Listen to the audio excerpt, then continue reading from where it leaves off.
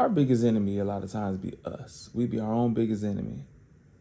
And then outside of that, we be thinking it's somebody far away. We be thinking it's the white man or that side of town or somebody from overseas. And the whole time it be the people around us. We pick up a lot of bad habits that will hinder us in life from our mama or our daddy or the people around us. And so it be our biggest enemy for real. I coach basketball. All the disruptive kids who won't play varsity basketball, their mama be the biggest problem. They have no self accountability because their mom won't hold them accountable.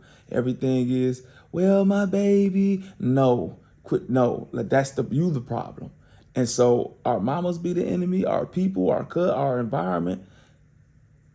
And so we be our own enemies and we be surrounded by enemies a lot of times. So man, we have to renew our mind and we have to unplug ourselves so we could speak and think the right thing so we won't be our own enemies. And then we have to know what not to listen to so our mamas and people around us won't be our enemies.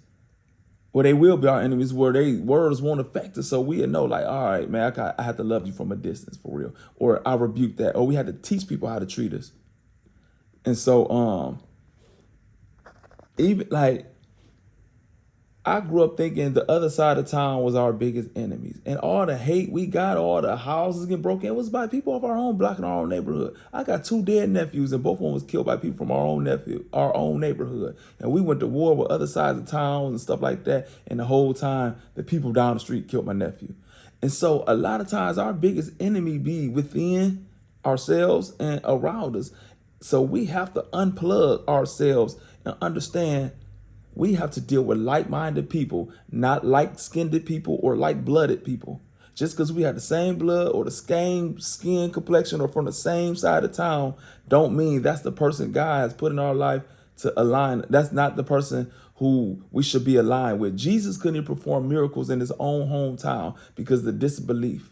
So he had to go amongst places who had faith where he could heal them and do his miracles.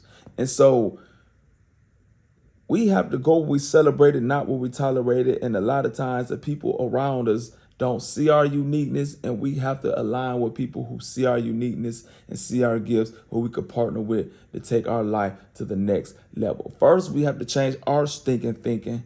And then when we elevate ourselves and walking in our purpose, becoming the best version of ourselves, and our environment don't align with that, we have to leave our environment because those be our biggest hindrance and our biggest enemies for real.